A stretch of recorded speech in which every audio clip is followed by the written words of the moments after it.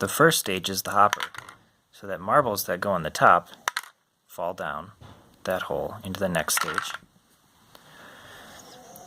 The next stage is the mechanism, so when a coin is put in, it pushes the marble down and the coin falls into that slot down into the bank where the coins are held.